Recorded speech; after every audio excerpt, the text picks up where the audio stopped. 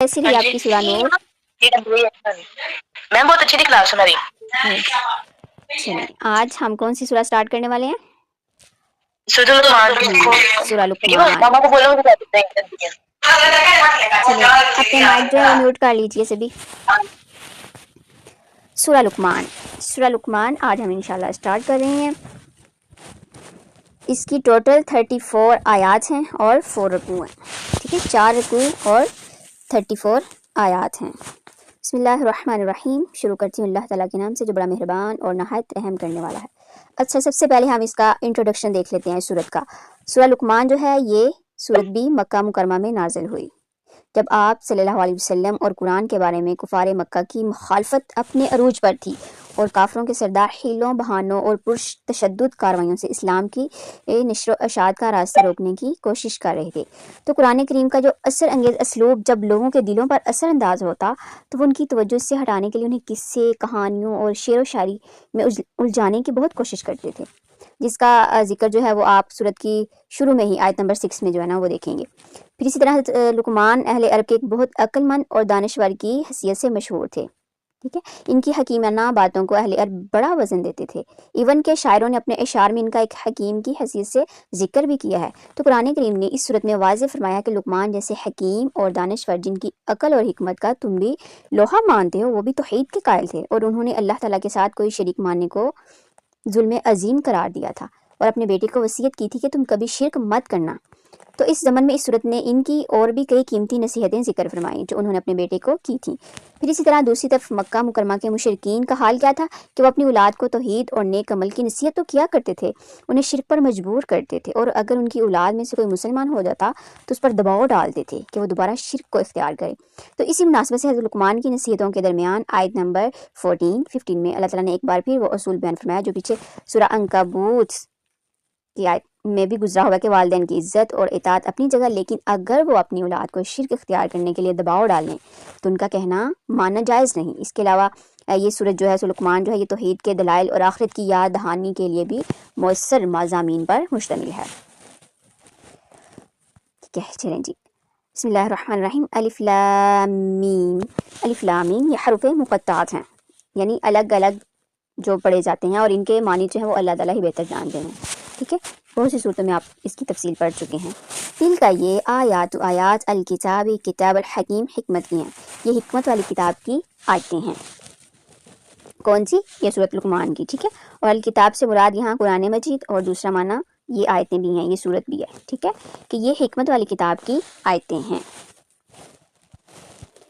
बहुत सी सूरतों में सूरत यूनुस में भी तिल का आयातुल किताबिल हकीम ये बात हुई है। अल्लाह ताला ये बयान फरमा रहे हैं तिल का आयातुल किताबिल हकीम की ये हिकमत वाली किताब की आयतें हैं। ठीक है, हिकमत यहाँ व माना जो है वो हाकिम भी है महकूम भी है, यानी कि ये आयतें जो हैं ये अल्लाह ताला की तरफ से हैं और ये हिकमत पर मबनी हैं। ठीक है, फिर अल्लाह ताला के जो अहकामात हैं उसको फॉलो करना लाजिम है। हुदन हदायत है और रहमतन और रहमत है किनके लिए? लिल मुहसिनीन, मुहसिनीन के लिए, एहसान करने वालों के लिए, नेकोकार के लिए। अच्छा, ये जो आयतें हैं या ये जो किताब है कुरान मजीद ये नेकोकारों के लिए या मुहसिनीन के लिए रहबर और सरासर रहमत है। ठीक है, हदायत है और रहमत है लिल मुहसिनीन, एहसान करने वालों के लिए। अब मुहसिन, एहसान से एहसान का मानी क्या होता है? किसी भी काम को अच्छा करना। और मुहसिन किसको कहते हैं? कि जो सबसे बेहतरीन काम करने वाला है, उम्दगी के साथ काम करने वाला है, एहसन तरीके से काम करने वाला है। तो हदायत किन के लिए? हदायत और रहमत लिल मुहसिनीन, एहसान करने वालों के लिए हदायत है और रहमत है। यहाँ रहमत से मुराद अल्लाह ताला का फजल भी है। ठीक है, अब मुहसिनीन कौन हैं? अल्लज़ीना, वो लोग जो युकीमूना कायम करते हैं अस्सलात नमाज, व युतूना और वो अदा करते हैं ज़कात ज़कात, वहुम और वो बिल आखिरती आखिरत पर, हुम वो युकीनून वो यकीन रखते हैं, कामिल यकीन रखते हैं। मुहसिन कौन है? अल्लज़ीना युकीमून अस्सलात व युतून ज़कात वहुम बिल आखिरती हुम युक़िनून, जो लोग नमाज कायम करते हैं, ज़कात अदा करते हैं और आखिरत पर कामिल यकीन रखते हैं। अल्लज़ीना युकीमूना ये हक़ूक़ुल्लाह से ताल्लुक़ है, यानी नमाज कायम करते हैं, युकीमून सलाता हक़ूक़ुल्लाह भी कायम करते हैं, उसकी भी पाबंदी करते हैं, व युतून ज़कात और ज़कात अदा करते हैं, ये हक़ूक़ुल इबाद में से है। ठीक है, ज़कात ठीक है इंसानों को दी जाती है ना, तो ये हक़ूक़ुल इबाद का भी ख्याल रखते हैं, हक़ूक़ुल्लाह का भी ख्याल रखते हैं मुहसिनीन, और हक़ूक़ुल इबाद का भी। वहुम बिल आखिरति हुम युक़िनून और वो आखिरत पर भी کامل یقین رکھتے ہیں۔ اب جب تک انسان کو آخرت کا یقین نہ ہو، آخرت کا یقین یہ ہے کہ ایک نہ ایک دن ضرور ہم اللہ سبحانہ تعالیٰ کے سامنے پیش ہوں گے اور ہمیں ہمارے اعمال کی جزا اور سزا ضرور مل کر رہے گی، اور جب تک انسان کے اندر آخرت کا یقین نہ ہو تو وہ کوئی بھی عمل اچھا نہیں کرے گا۔ آخرت کا یقین ہوگا تو نمازیں بھی ادا کریں گے، یعنی حقوق اللہ کو بھی پورا کریں گے اور حقوق العباد کو بھی پورا کریں گے، ٹھیک ہے۔ اور جس انسان میں آخرت کا یقین نہیں ہوتا تو وہ کوئی بھی اچھا عمل نہیں کر پاتا۔ اولئک یہی لوگ ہیں اعلیٰ اوپر ہدن ہدایت پر من ربہم اپنے رب کی طرف سے، واولئک اور یہی لوگ ہیں ہم المفلحون جو فلاح پانے والے ہیں یا نجات پانے والے ہیں، ٹھیک ہے۔ یعنی یہی لوگ ہیں جو اپنے رب کی طرف سے ہدایت پر ہیں اور یہی لوگ نجات پانے والے ہیں۔ سورہ بقرہ میں بھی آپ لوگوں نے پڑھا ہوگا اولئک علی ھدی من ربہم واولئک هم المفلحون، کہ یہی لوگ ہیں، متقین کی صفات میں آتا ہے یہ سورہ بقرہ میں، کہ یہی لوگ ہیں جو اپنے رب کی طرف سے ہدایت پر ہیں اور یہی لوگ فلاح پانے والے ہیں، کامیاب ہونے والے ہیں۔ یعنی ہدایت اور فلاح جو ہے یہ ساتھ ساتھ ہے، ٹھیک ہے۔ جب انسان سیدھے راستے پہ آتا ہے، ہدایت اس کو ملتی ہے تو پھر وہ کامیاب لوگوں میں شامل ہو جاتا ہے۔ سورۃ بقرہ کی آیت نمبر 2 تا 5، مطلب یہ ساری تفسیر اس میں بھی مل جاتی ہے ہمیں اس کی، اولئک علی ھدی من ربہم واولئک هم المفلحون، ٹھیک ہے۔ اب آیت نمبر 6 دیکھیے، وَمِنَ النَّاسِ اور بعض لوگوں میں سے من یشتری جو خریدتا ہے۔ اچھا، من یشتری اس کا بہت سے معنی ہیں، جیسے ایکسچینج کرنا یعنی تبادلہ کرنا یا خریدنا یا بیچنا، ٹھیک ہے، تو یہ سارے معنوں میں آتا ہے۔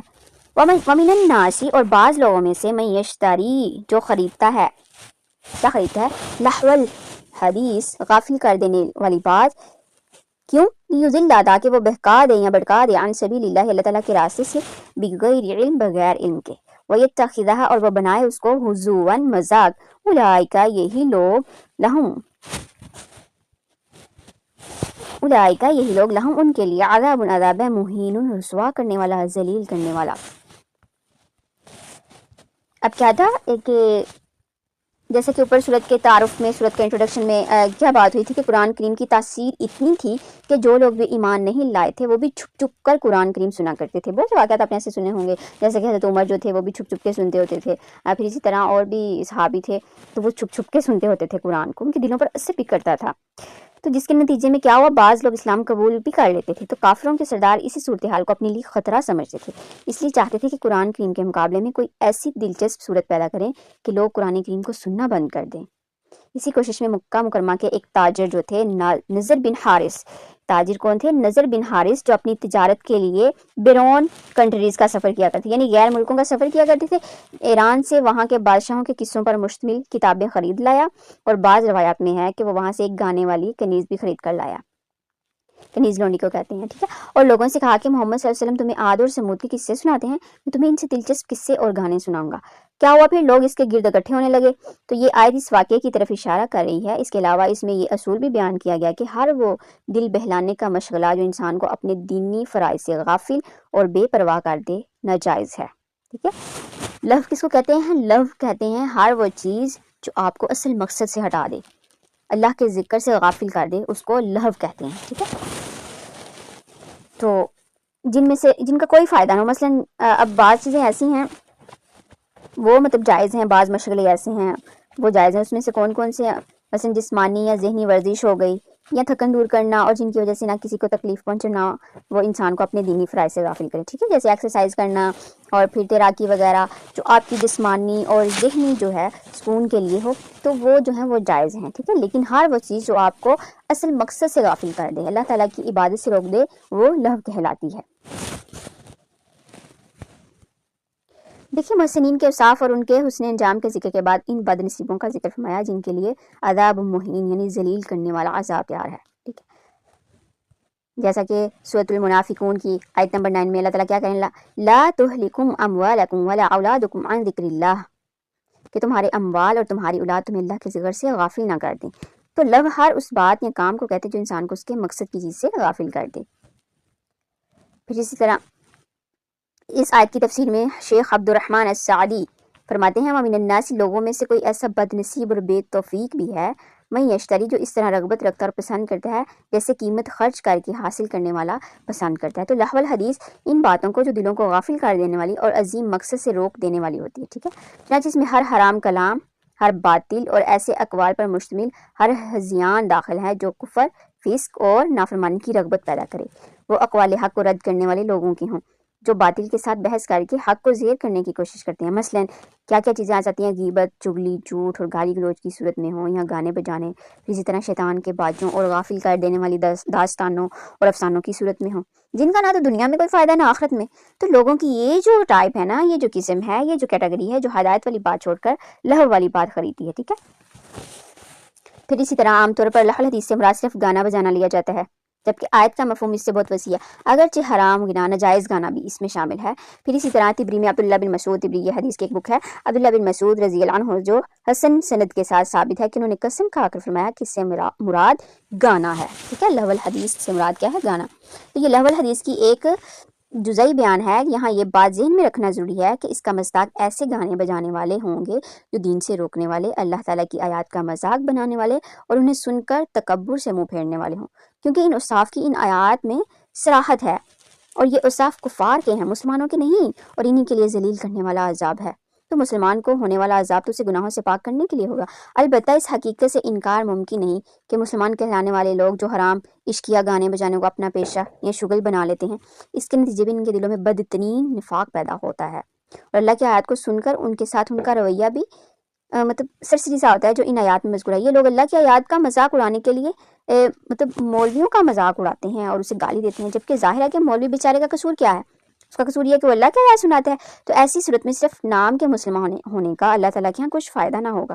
اللہ کی آیات کے انکار، پھر تکبر کرنا اور ان کو مذاق بنانے کے ساتھ مسلمانوں کے دعوے پر اصرار قیامت کے دن ان کے کسی کام نہ آئے گا۔ افسوس اس وقت یہ بیماری بری طرح ہم امت مسلمہ میں پھیل چکی ہے۔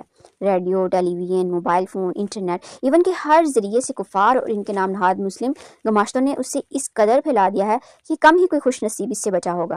حالانکہ دین کے کمال و زوال کے علاوہ دنیاوی عروج اور زوال میں بھی اس کا بہت بڑا حصہ ہے۔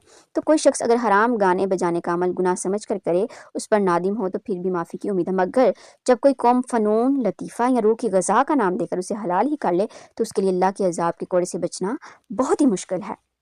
بعض لوگ کہتے ہیں نا کہ گانا جو ہے یا موسیقی جو ہے یہ روح کی غذا ہے، حالانکہ اللہ سبحانہ تعالیٰ قرآن میں کیا فرماتے ہیں کہ دلوں کا سکون جو ہے وہ اللہ کے ذکر میں ہے۔